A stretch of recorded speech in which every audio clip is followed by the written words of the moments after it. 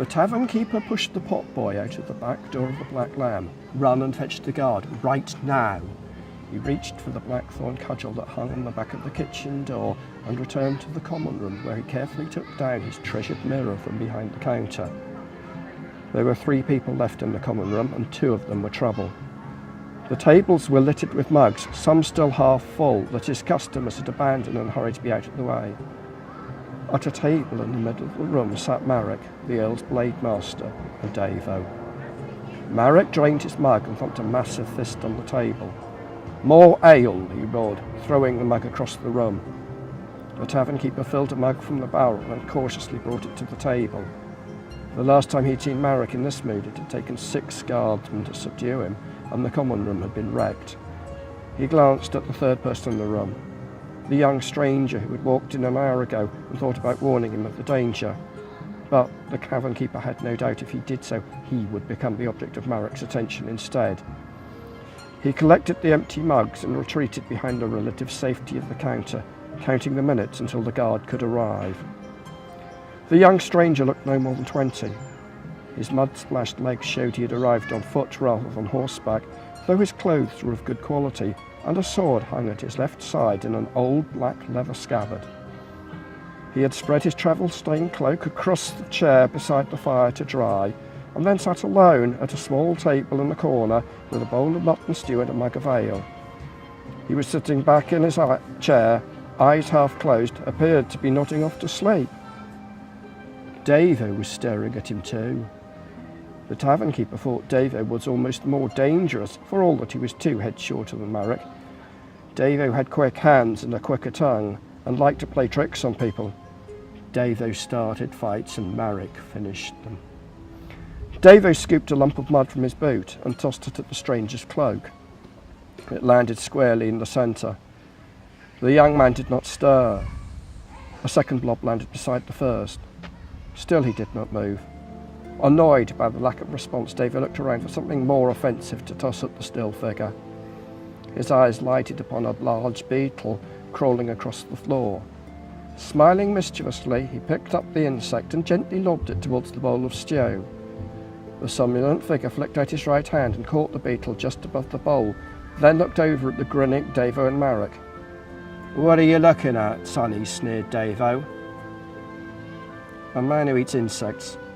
His voice was light, with a slightly foreign accent. He flicked his wrist, and the beetle flew across the room again to lave in Davo's half-full beer mug. Davo swore, and leaping to his feet, threw the mug at the youngster, who tumbled off his chair, avoiding it, and rolled in the rushes and sawdust on the floor. Davo stepped forward, reaching beneath his jacket to the knife at his belt. The young man put his right hand on the hilt of his sword and stared up at him. Davo stopped and looked back at Marek with a grin. "The lad's got a blade, Marek." "So he has, Davo. Looks a bit large for him, don't it? Reckon we ought to take it off him before he hurts himself." The young man rose to his feet, giving Marek and Davo the opportunity to size him up. He was 2 handsworth shorter than Marek and lacked the big man's bulk in the shoulder, though he moved with an easy grace. He wore a loose, flowing, long-sleeved shirt of dark blue and black trousers cut snugly. He was clean-shaven and his dark hair was long enough to be caught by a thong in a short ponytail at the nape of his neck. Hand on his sword hilt, he looked calmly at the 2 grinning soldiers. Marek stared back for a long moment, then stood up. Pushing the chariots aside, he stretched to demonstrate his considerable size and drew his own blade, tossing aside the scabbard. The young man flicked his blade clear of the gated scabbard and waited for the big man to make his move, the weapon resting lightly in his hand. Something about his stance and calm made the tavern keeper think, "This fellow knows what he's at. A gated scabbard too. A crown to a penny. He's no mug." Marek eyed the sword scornfully and raised his own heavy blade. He was big and strong, and that was the way he fought. It had been enough to keep him cock of the walk in the Earl's guard for years, and he was well used to being the best swordsman for leagues around. He stepped forward, swinging his sword right-handed at the young man's neck. The young man ducked lively under the blow, and his blade flicked out to stab Marek's right foot. Marek yelped with pain and drew back for a moment, cursing, before swinging a chest-high slash. The young man danced backwards, and Marek struck air.